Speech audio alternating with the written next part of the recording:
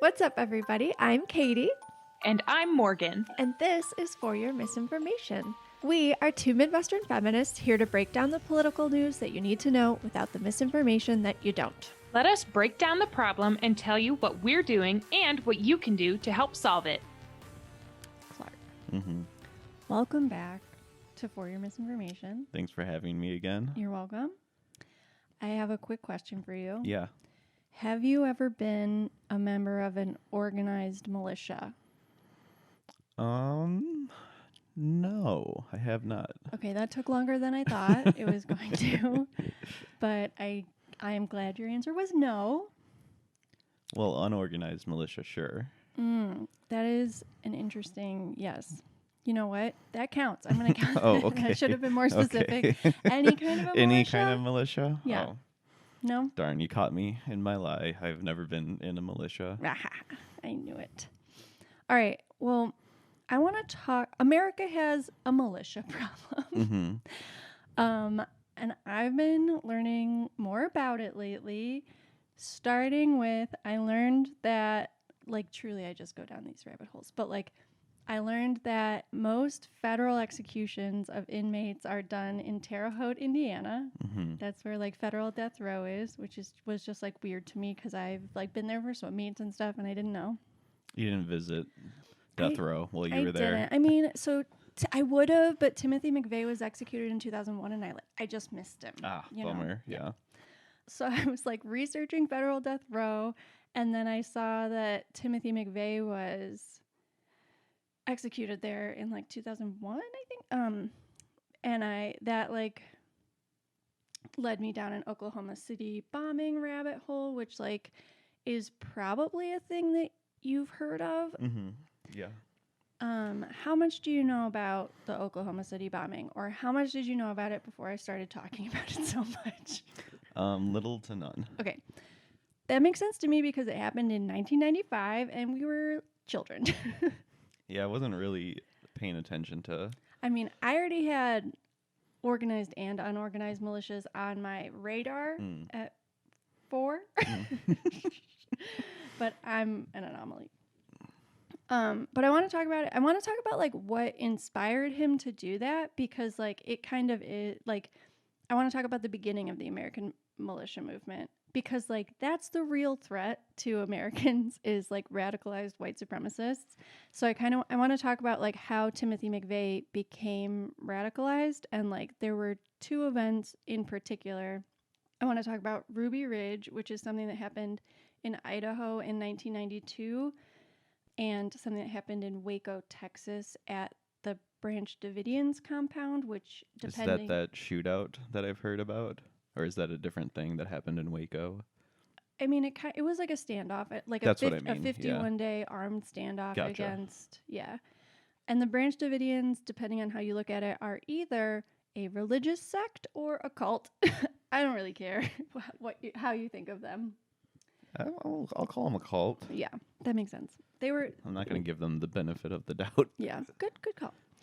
I first learned about Ruby Ridge reading Tara Westover's book, Educated. Mm-hmm.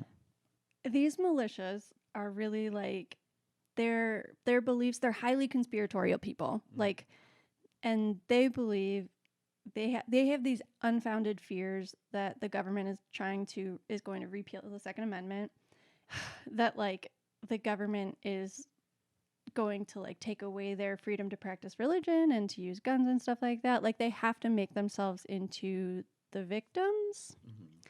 Mm-hmm. So they say that like government oppression manifests itself in like income taxes, gun control legislation, environmental restrictions on private property, especially in like the western United States, although Michigan has a really, really strong militia movement. I don't know if you remember the plot to kidnap Gretchen Whitmer. Yeah. There was a similar plot to kidnap the Virginia governor. Yeah, I always call Michiganders the rednecks of the North. Never heard that before. Yeah. You're going to alienate my Michigan followers. Oh, yeah. Sorry, Michigan followers. He doesn't mean it. So yeah, they believe they're the ones being oppressed. It's them that are the real victims here. So I want to talk. So let's start with Ruby Ridge. Ruby Ridge is just like an armed standoff between the Weaver family, who were not white supremacists. They were white separatists. Different.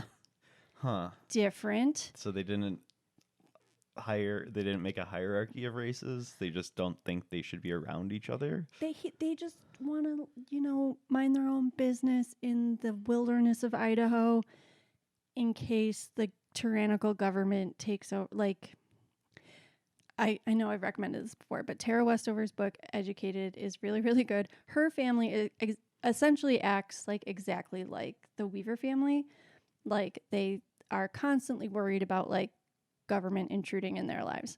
So the way that this standoff started, not white supremacists, but they were buddies with the Aryan Nation who lived not too far down the road. So how can they? So they are calling themselves not white supremacists. They I don't- want to make the distinction. I don't know if they want, but like, I don't know who makes the Okay. distinction. Probably them. Yeah. Basically, the government was trying to infiltrate the Aryan Nation.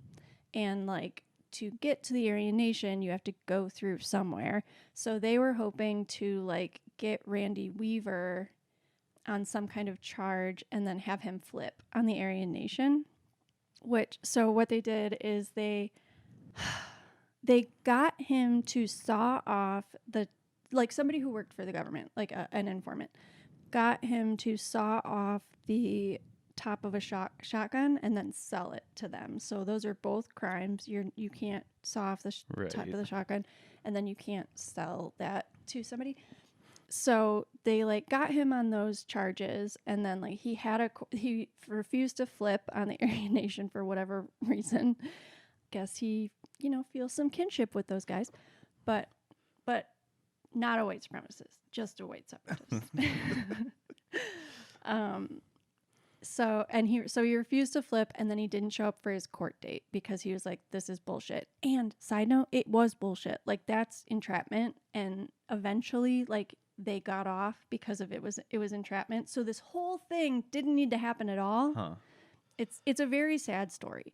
But the way that these like militia types interpret it is like not at all what is like, it's not reality. Like, so Randy Weaver was kind of like, well, this is all bullshit. Like, I'm not showing up to my court date. Like, I moved to Idaho to be like separate from everything and like self-sufficient and whatever. And like, screw you guys, I'm not showing up for court.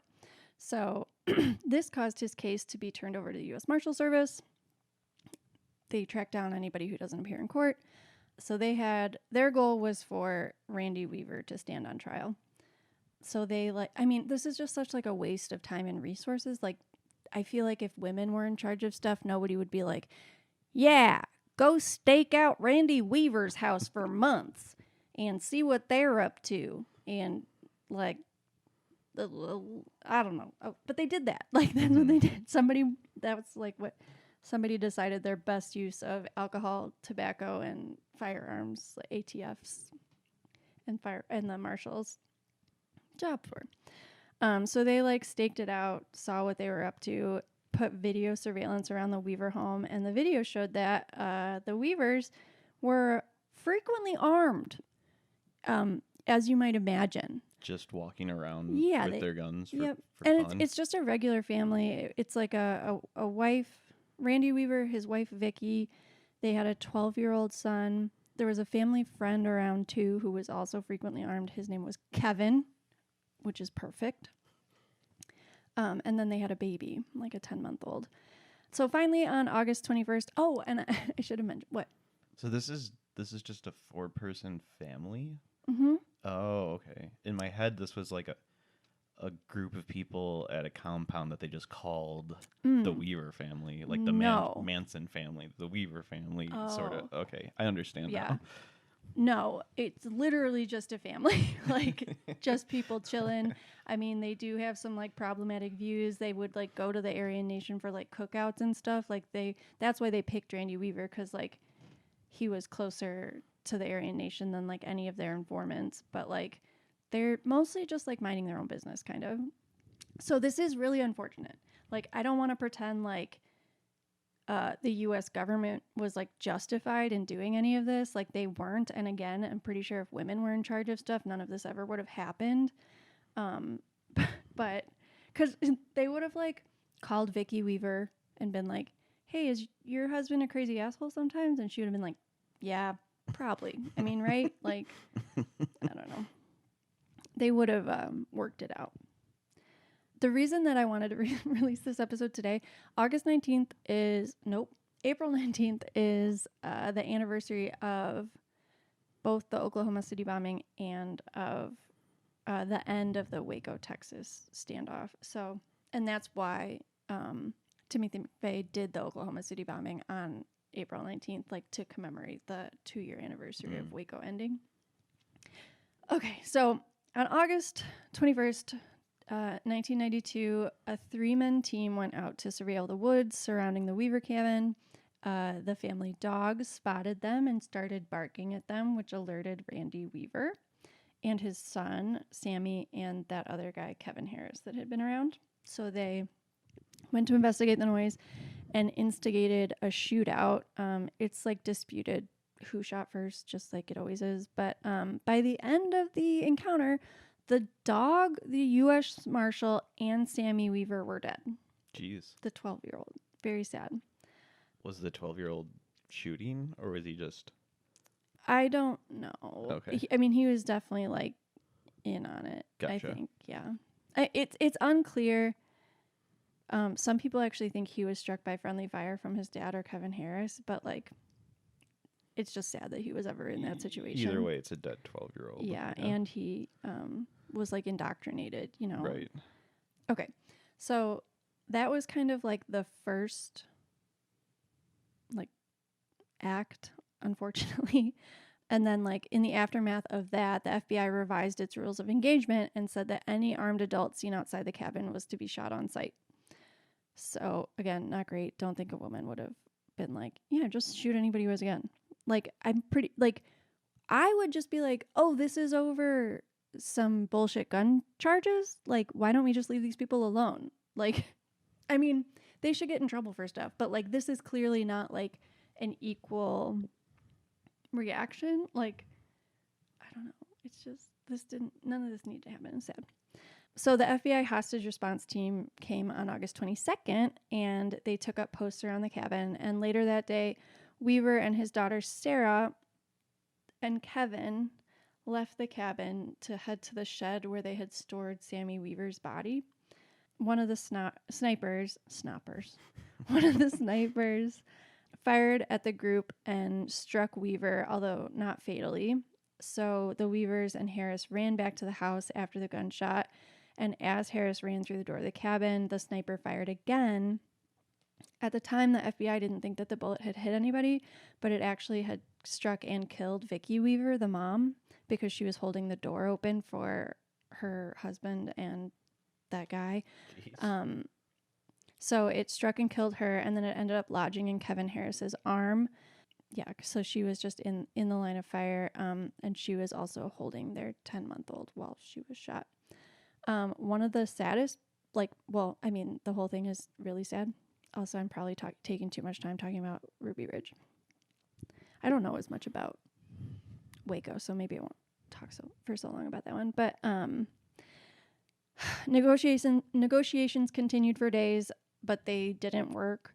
Negotiators were operating on the presumption that Vicky Weaver was still alive and was like their best option to end the standoff, because they didn't know that they shot her. One negotiator attempted to get the children out of the house by saying, "Good morning, Mrs. Weaver. We had pancakes this morning. What did you have for breakfast? Why don't you send the children out for some pancakes, Mrs. Weaver?" Which, like, they interpreted to be this, like, horrible, awful joke, because they assumed that, like, the FBI knew about her death. Yeah, that's weird. Yeah, it's a bummer. Eventually, they agreed to talk to a negotiator who was, like, basically a racist talk show host, radio show host. So by the end of the standoff, he did stand trial. The ATF's actions, which is Alcohol, Tobacco, and Firearm Bureau, were found to be entrapment. So they got off, which like further made like the general public believe that like it was the government that was in the wrong, and they probably were, but like it's, I don't know, it had nothing to do with like their way of life, like which is like the takeaway that like the militia groups that came out of this took from it. So finally, after 11 days, the standoff ended, but the effects lasted much, much longer. For people who were already kind of anti-government and had like conspiratorial leanings, it was a confirmation of their deepest fears that the United States government would turn on its own people. You know, they're not really considering like the charges against Randy Weaver. Like the prevailing notion of the incident was that the Weavers were targeted because of their anti-government leanings, and since they didn't conform to the typical way of life, the government made an example of them.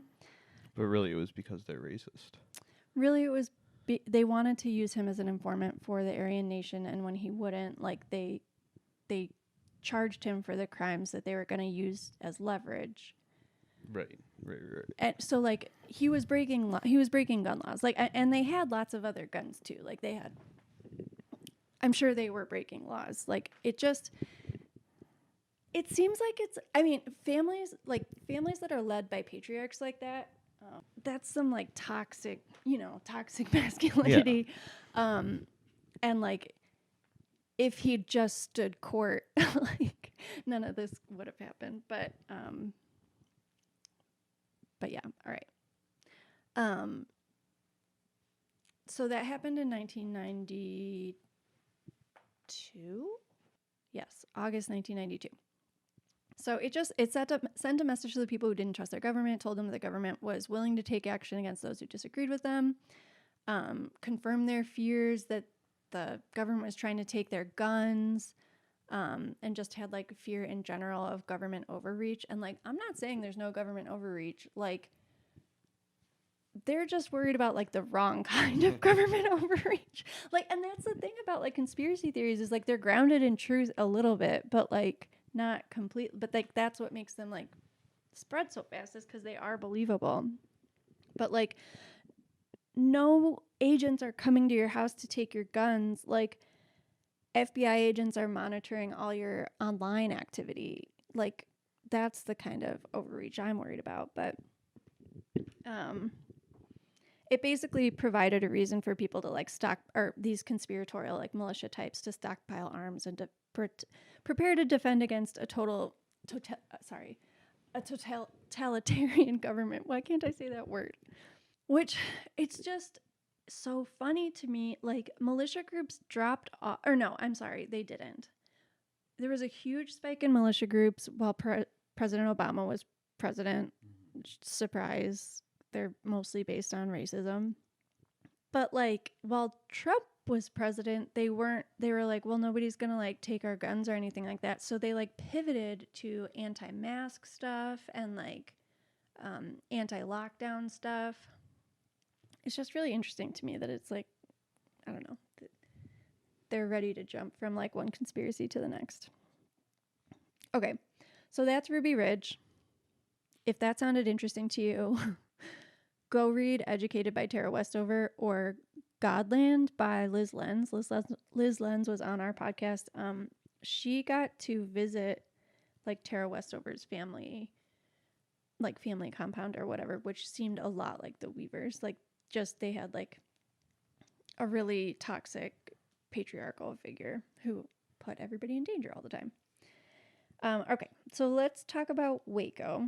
So the Waco standoff ended April 19th, 1993. And Timothy McVeigh actually went to visit Waco while the standoff was going on. Just to see it? Yeah, like a lot of people did because it was a 51-day standoff. So like you could just spectate? I mean, you had to be far away, but like you could, like there was like a perimeter that like people were gathering at. And like at this time, so Timothy McVeigh, I'll probably talk about him later, but like Timothy McVeigh had been in the Army. He was an excellent soldier. Meaning, he like followed order. He was like just like gold star, everything that you like a military person would want in a soldier. Follow directions, like whatever. So, well, actually, hold on. Have you heard of Waco before? I don't think so. Okay. Or It's a major like milestone or whatever, like touchstone. I don't know what but for like the American militia movement. So again, ATF, Bureau of Alcohol, Tobacco, and Firearms, went to this compound that they had in Waco, Texas, because they were suspected of stockpiling arms, basically, like more weapons than you're like allowed to have. what's the limit? I don't know. Yeah, I'm just so curious because there's got to be so many people who are at the limit, and we don't hear anything about those people getting arrested or anything. I don't know. Yeah. Like toxic patriarch. Kind of, I mean, he's a cult leader. Like, he has, like, lots of children, like, this is, I think, what you were probably thinking of, like, the Weaver compound. Like, this is, like, an actual compound where, like, lots of adults live, lots of children live. Gotcha, okay. But, like, David Koresh is the leader. Okay. He does have some kind of, like, second in command. Like, they think they can talk to God, like, whatever. But he does have some, like, fucked up relationships with, like, women there. Like, a lot of the women there like had his biological children. So like he eventually let, I think, all of the children go because there was a 51-day standoff, but he wouldn't let all of the children who weren't his biological children. So there were like 21 kids or something like that did eventually get to leave. How many biological children did he have? A lot. Like 20. Oh my gosh. I think it was like equal. But I'm not sure. Don't fact check that. Have you heard of Seventh-day Adventists? Do you know what that is? So they're like an offshoot of Seventh-day Adventists. Gotcha. Wow. Yeah, so they are focused on like the coming end times that are prophesized in Revelation. Eventually, a firefight breaks out. Like 4 agents died, 16 were wounded. Like an unknown number of like the Branch Davidian Waco people died. Oh, and there was like people were really worried about this because it reminded them a lot of Jonestown, which happened in 1978, but like 900 plus people died in Jonestown. At one point, David Koresh did say, like, we're not thinking about suicide, but spoiler alert, like a ton of them died in a fire, and like he could have let them out and he didn't. So yikes. Sounds like suicide, but or group suicide? Like what is it called? What the Jonestown guy did? Mass suicide. This part honestly sounds like a joke, but it is not, I promise.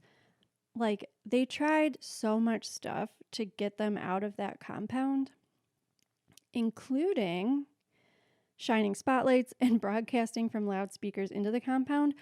They played Tibetan monk chants. Didn't they play Cher? They played Nancy Sinatra's These Boots Are Made for Walking. They played Christmas carols, and they played dying rabbit screams. Whoa. That's what they tried. Where did they find that recording? I don't know. Watership Down. Did you ever watch that? No. I don't know what you're talking about. It is a terrifying movie, maybe book, but it's cartoon, so I like picked it out of Hollywood Video. Remember Hollywood Video? Yeah. Me too. I got in a car accident right outside that parking lot. Also, my TI-84 calculator got run over by a truck in that parking lot and continued to work. Wow. They make some high-quality stuff over there at Texas Instruments. Yeah, maybe you can get an endorsement from them. Oh, my God. Texas Instruments. We're nerds. Give us free stuff. Give us free stuff. Give us free calculators.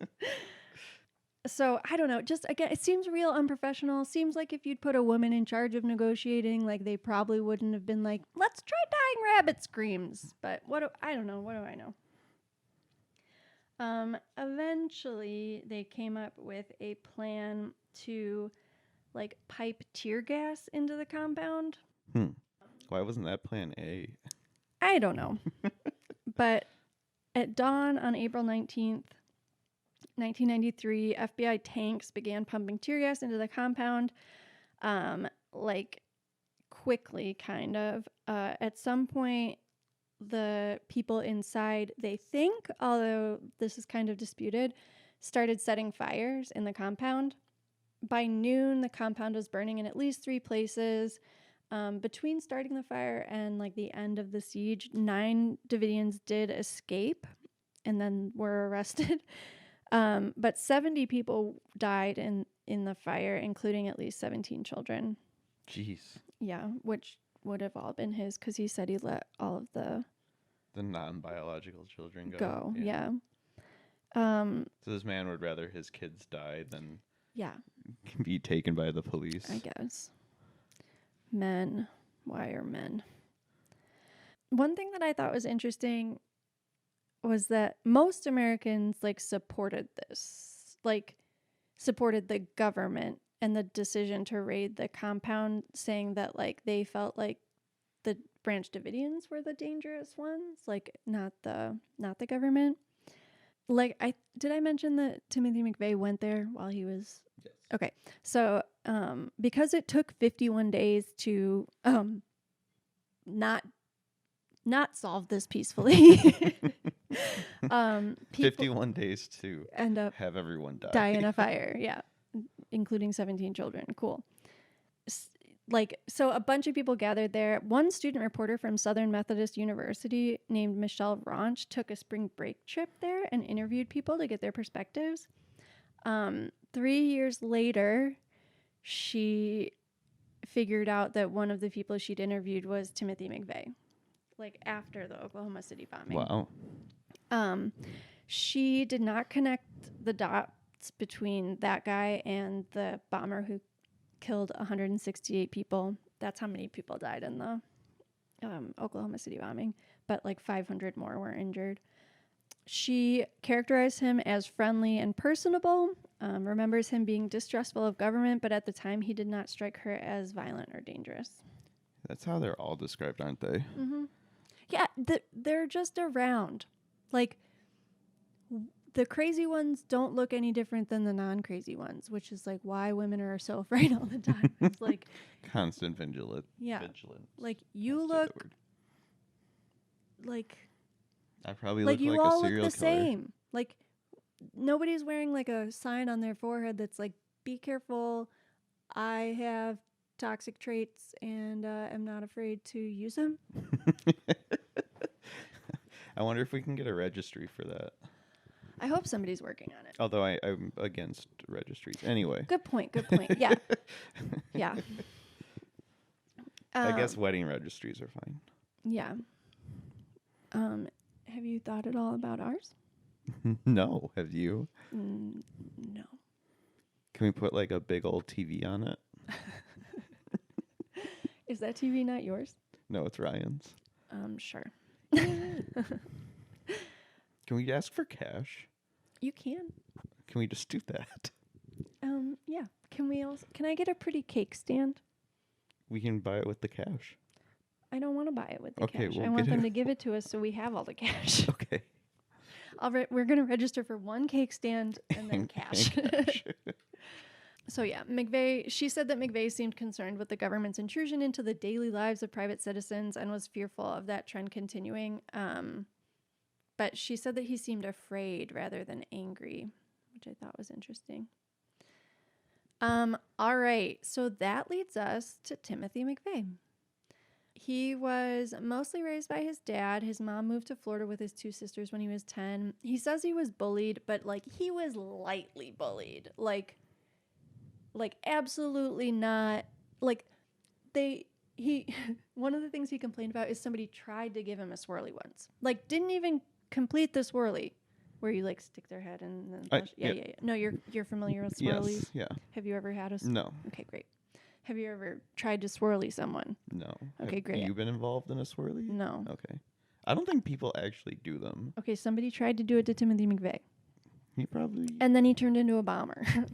like the worst domestic terrorist. Yeah. The worst terrorist, the highest body count until 9/11, but like those were not domestic terrorists. And so this was something totally new. I mean, we'll get to it, but like this was like a brand new thing for Americans. Is like in the days following it, they were like sure. I mean, of course that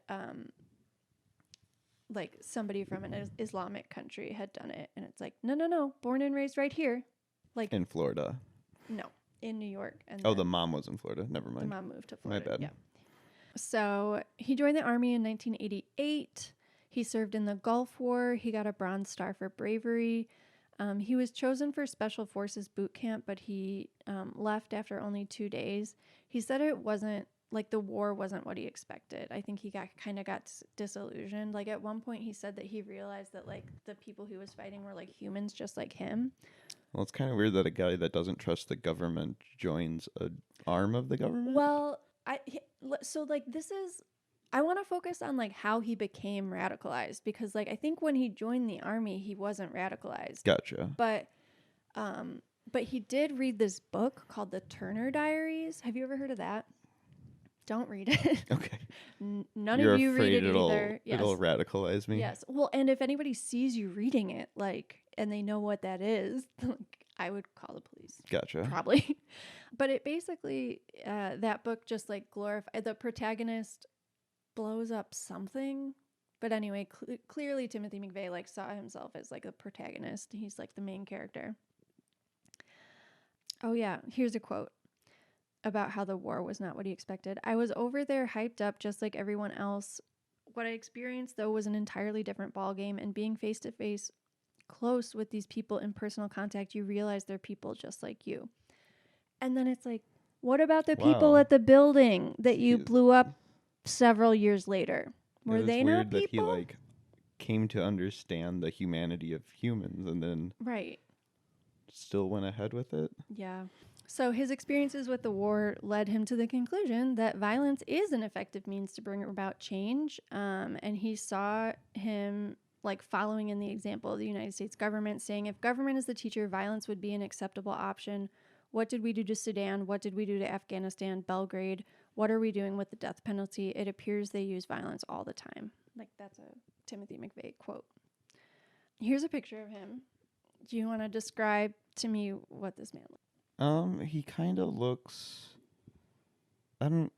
his haircut, bad. Yeah, it's pretty stupid. He looks dumb.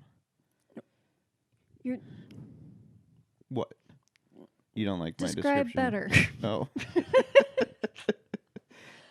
He's like a tall, skinny white guy. He has kind of like red hair. Like Boomhauer from King of the Hill. Yes, that's so what I was looking for. That's so good. Yes, he does. Was that a better description? Well, yeah.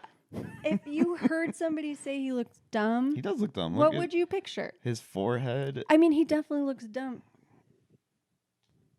Boomhauer. Yeah, looks just like Boomhauer.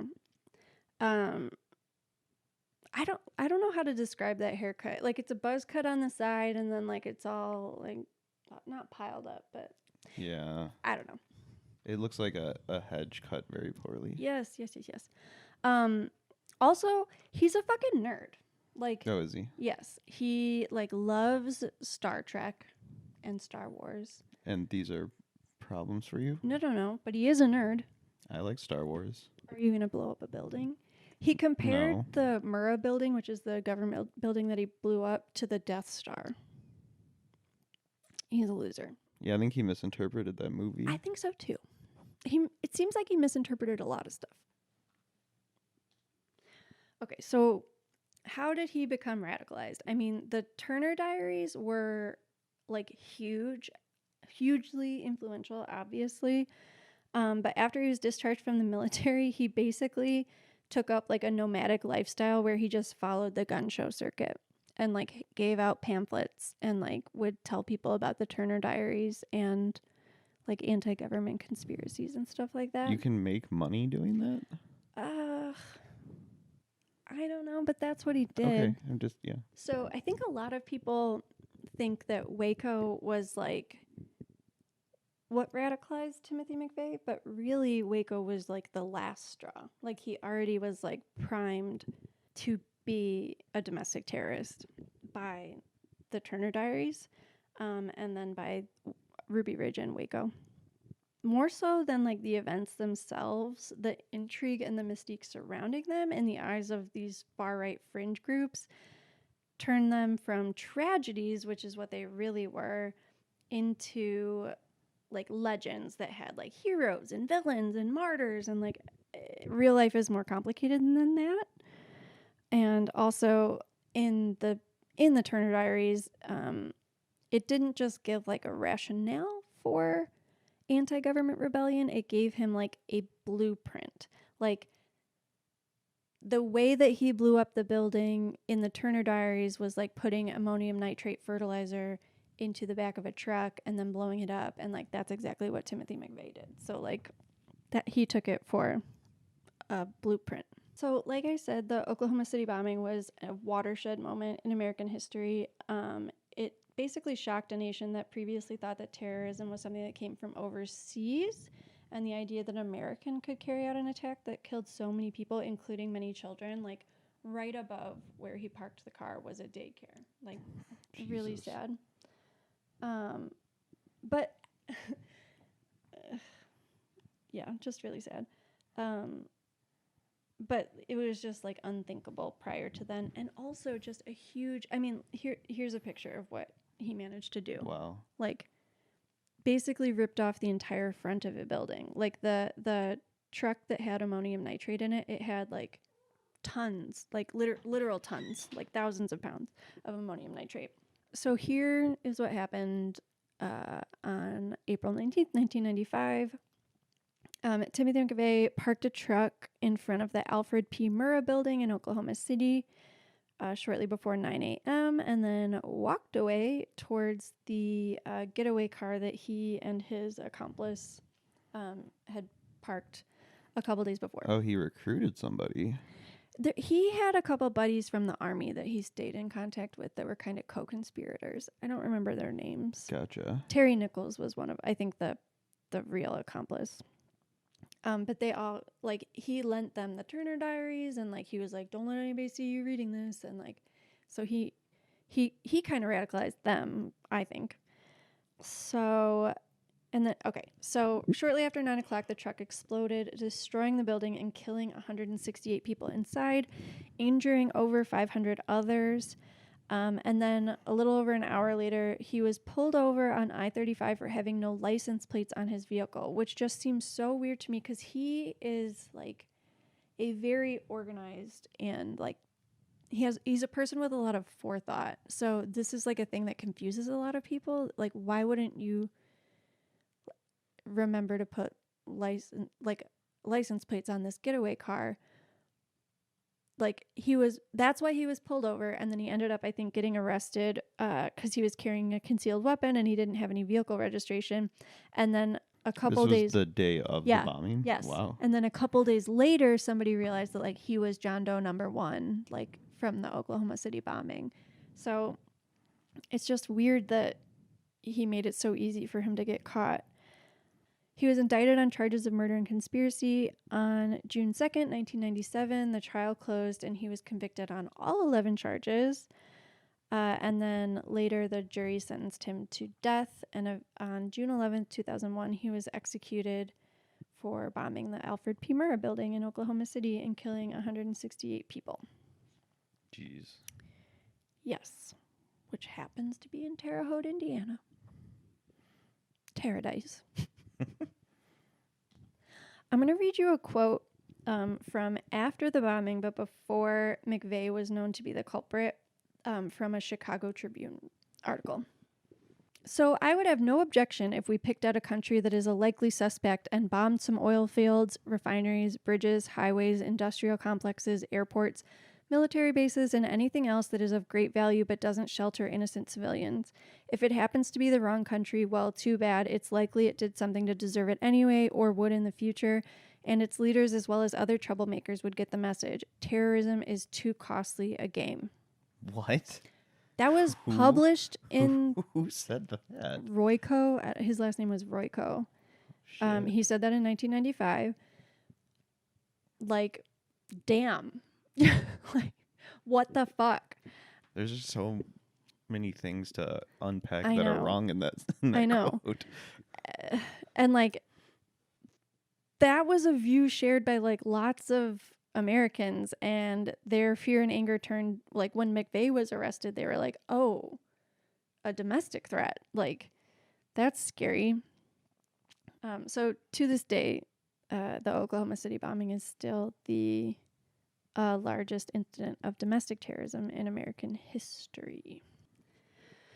So what Timothy McVeigh was trying to do when he blew up the Murrah Building on April 19th, 1985, was remind the public and the government of what he felt like they should have learned at Waco, which was, in his mind, forgotten, that like basically he was just trying to show that a government he was trying to remind people of Waco and Ruby Ridge. Like, that's why he did it on the anniversary that Waco ended. Like, people didn't realize it right away. He was trying to remind people of that, which to him was essentially that, like, hey, a government who would murder its own people, even its own children, with no hesitation, cannot be trusted. The part that doesn't make any sense is, like, most of the people at the Murrah Building are just like regular ass people. I don't know. So, not that people who do crimes like this are logical, but that's what he thought he was doing. So he was trying to remind people that people didn't agree with those actions. But they also, I don't know, he just like romanticizes the whole thing a lot. And like, they omit stuff that doesn't fit quite with like their ideology. Like, the Branch Davidians were like a multiracial group, and they were like pro-Israel, but that just gets like left out because it doesn't like suit them. And you know what like Randy Weaver was actually guilty of, like, that gets left out because that's not convenient. Like, they'd much rather focus on like, oh, they're trying to demonize him because he lives a different kind of life. And it's like, we just don't want crazy people to have a shit ton of guns. That still seems like a pretty like middle of the road take to me, but other people disagree. So yeah, in his eyes, government oppression, it manifests itself in the imposition of income taxes, gun control legislation, and environmental restrictions on private property. That is most of that is not happening. I mean, income taxes are like a normal part of living in a civilized society. Gun control, it has like dates back to Rome. Like, people have been like, obviously you're not just allowed to have like unlimited rights that can hurt other people. And then like environmental restrictions, like, you're not allowed to fuck shit up that, like, everybody has to use this planet. Like, you don't get to dump your shit in the river just because it's on your property. Like, that river flows to other people's properties. So these are like fake oppressed people. The real oppressed people are like Adam Toledo, the 13-year-old who was shot holding his arms up at the end of March by the Chicago police. Like, there are real problems and real oppression that like really needs to be addressed, and this bullshit is not it. It's just so stupid. Ridiculous. Something that's kind of interesting is that militia groups kind of like their influence waned right after this because like the public hated them, obviously, after something like this happened. And there was also like a government crackdown. So there were only about 200 militia groups in the United States in the beginning of the 21st century.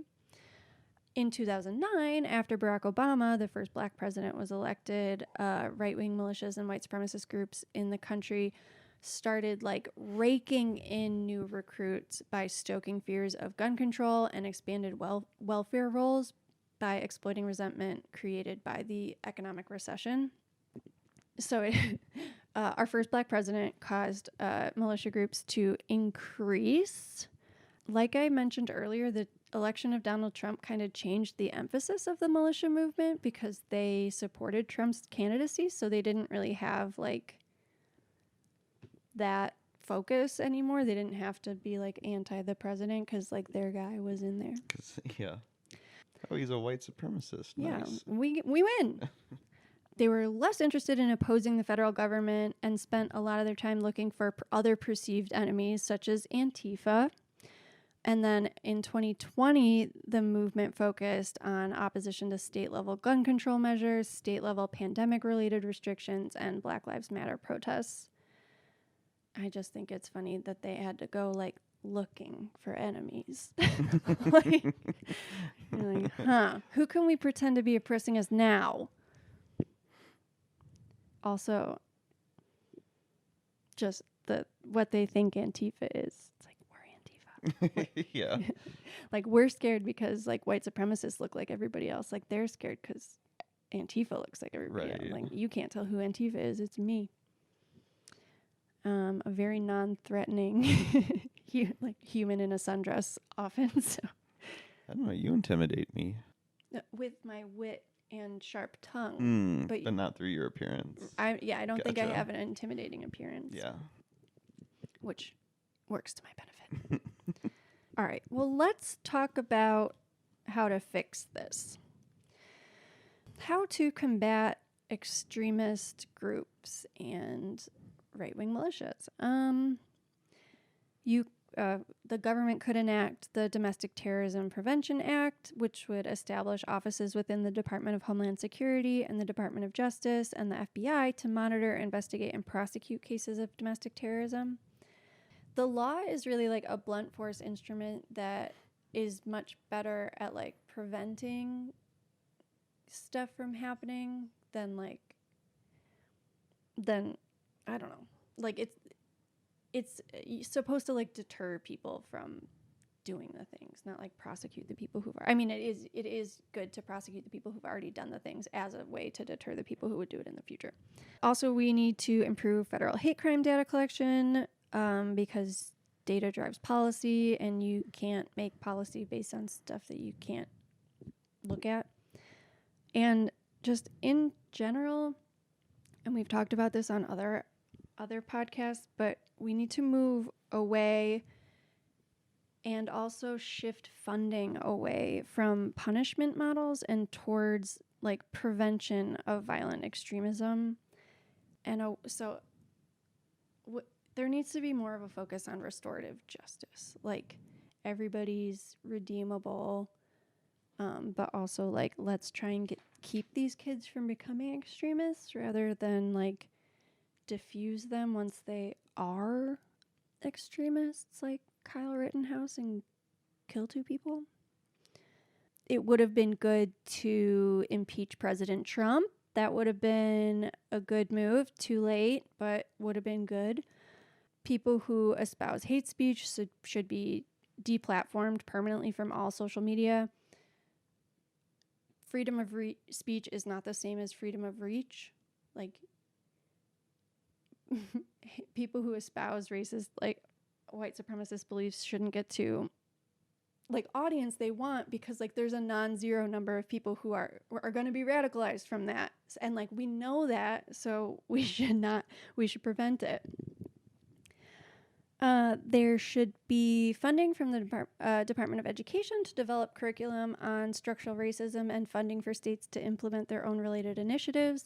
With its Democratic trifecta, is starting to pass legislation that has like an anti-racist bent to their, which is really good. Nice. Yeah.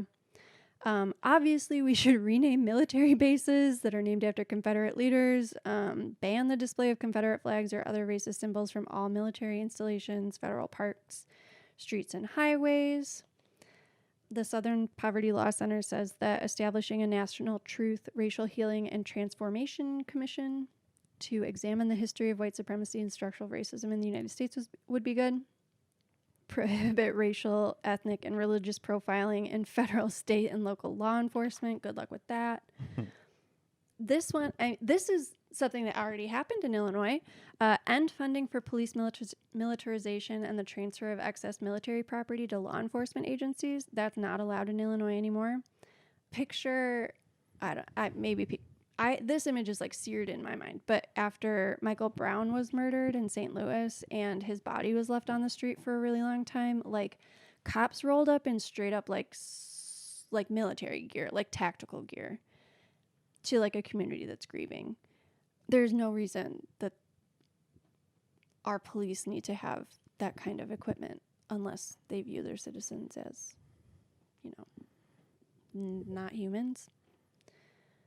The Southern Poverty Law Center also calls to end funding for the DHS counter-violent extremism, targeted violence, and terror prevention programs because again, that sounds good in practice, kind of, but in theory, but in practice, what happens is they like target immigrants, Muslims, and Black Americans, and results in illegal spying and surveillance. So they're not only ineffective, but they're also harmful. It should be written into law that whistleblowers and inspector generals at federal agencies have like independent authority, and that whistleblowers are protected. Because so often, like when like military and police whistleblowers come forward, they're like retaliated against so harshly. Like that blue wall of silence is real. But racist law enforcement officers should be reported, clearly. More broadly, the answer is like dismantling white nationalism and protecting democracy. So you need like robust anti-racism education so that we can reduce the population of Americans that harbor sympathy for white nationalist worldviews. Protecting voting rights and civic engagement is really hard, so dismantling voter suppression laws so that we're keeping the power in the hands of actual American people and safe from undue influence by the small anti-democratic minority, which is what's happening right now. That's what the Senate and the Electoral College allow to happen. Democrats, like the Senate is split 50-50, but Democrats in the Senate represent 40 million more Americans than the Republicans do. So like what we're experiencing right now is minority control already. And then they're trying to make that even more extreme by passing voter restrictions in like Texas, Georgia, all these other places. That's all it is. Decriminalizing and decarcerating Black and brown people. As we know, mass incarceration and overcriminalization just saps resources and opportunities from communities of color. And it also contributes to a culture that dehumanizes Black and brown people and fuels the core ideology of white supremacy. And then the last recommendation from the SPLC is eradicating poverty. Simple. But they say that, yet again, systemic racism creates barriers to advancement, meaning Black and brown people are overrepresented in populations experiencing poverty, and that the challenges poverty presents overlap with other challenges we face in the fight against white supremacy. Yeah.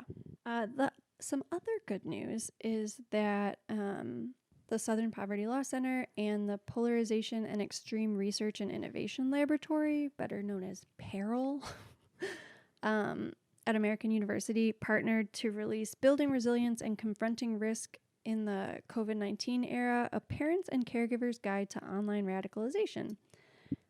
So it gives you like tangible steps to counter the threat of online radicalization, how to recognize the warning signs, and how to get help and engage your child or young adult who you suspect has contact with or is immersed in extremism, which basically just goes back to like, how are these people becoming radicalized and how do we keep them from becoming radicalized? So you can find that guide. Again, it's from the Southern Poverty Law Center and PERIL. All right, that's Ruby Ridge, Waco, Timothy McVeigh, and the Oklahoma City bombing, and essentially like American ISIS for you. What do you think? That was a lot of horribleness. Yeah. And like today it manifests itself in like Stop the Steal, anti-mask, like they're those people. The people still holding out that Trump will retake Yes. the presidency. Yes. Yeah. Yeah. So if you have any spare change, the Southern Poverty Law Center is constantly monitoring and trying to eradicate hate in the United States. But also take care of yourself, because they are counting on demoralizing you, and we're not going to let that happen. So how are you taking care of yourself this week, Clark? I think I'm going to a friend's birthday party. So socializing has been just a huge boost in mood as of late. You love socializing. Yeah. You're Seeing a little people extrovert. really gives me more energy. Yeah. That's good. And I'll probably play some board games because I've got a lot and haven't played all of them yet.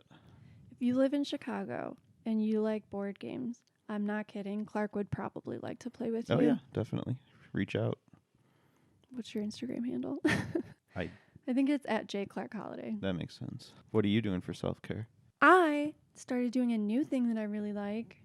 I mean, I'm pretty consistently doing shit with my plants. I recently stole one of yours so that I could propagate Pull it up. Oh. No, that burrow's tail. Oh, right. We're gonna have so many tails. Hopefully, in like years down the line. Uh-huh. Maybe you should take one back to your. Oh no, there's nowhere for you to put it. Yeah. I'm afraid I'm gonna want to water it and not be able to stop myself. But Only water it when I text you. Yeah. Okay. All right. I promise. I have an alert once a month on the 19th. Oh, that's today. No, it's. Oh, right. Yes.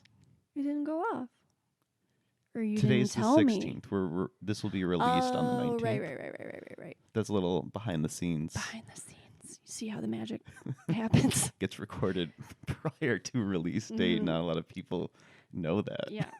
So that is a little inside tip for you. You got to record the episode before you release it.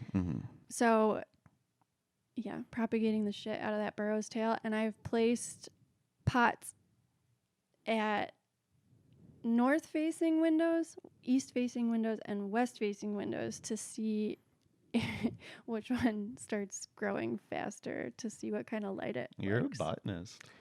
I mean, I do really like watching plants do stuff. I think that's all you need to be considered a botanist. Thank you. And the other thing I started doing is I got nail polish from Olive and June. Sponsor us. Why aren't you sponsoring? Give us free stuff. And so I've been like putting on a movie and like putting my phone in my room and painting my nails, because it takes a lot of patience. Like, that's the secret. I've never been good at painting my nails, but like Olive and June teaches you how to do it. There's like video tutorials and they make it really easy. And my nails look amazing, and they never used to. They do look amazing. Thank you. And it was less expensive than like one trip to get pedicures with my mom. Wow, nice. Yeah, I'm really excited. I'll probably do that later tonight, maybe tomorrow. But I think that's been really good for me to just like be still. Yeah, you are not great at relaxing. Have you seen all the terrible stuff in the world? Yeah. Yeah. If I don't learn about it, it's going to keep happening. Yeah. You think that's how that works? I mean, I can't fix it unless I know about it. True. No, you're right. There needs to be a balance. There needs to be a better Yeah. balance. You're right. I'm working on it. You're helping. Yeah, I tried. You're really good at helping. And I think I'm just really glad that the part of the pandemic where we aren't allowed to see each other is over. Yeah, I am really happy about that too. Me too. That's been great for self-care. For sure. Well, that's a nice place to end it. Love you. Love you. All right.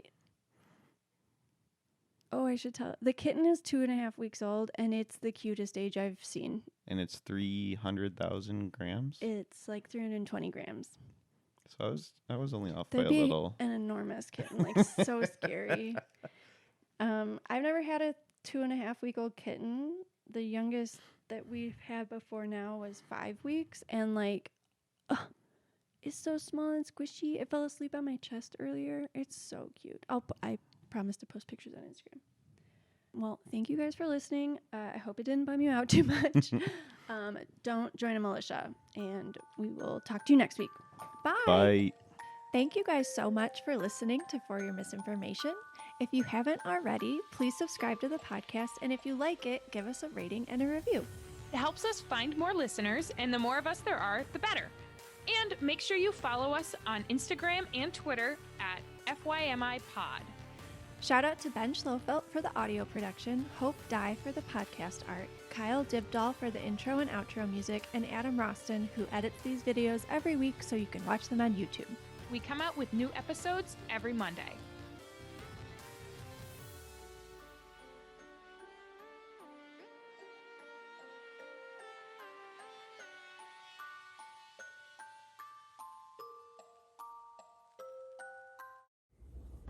Piggy Swamp Parsley?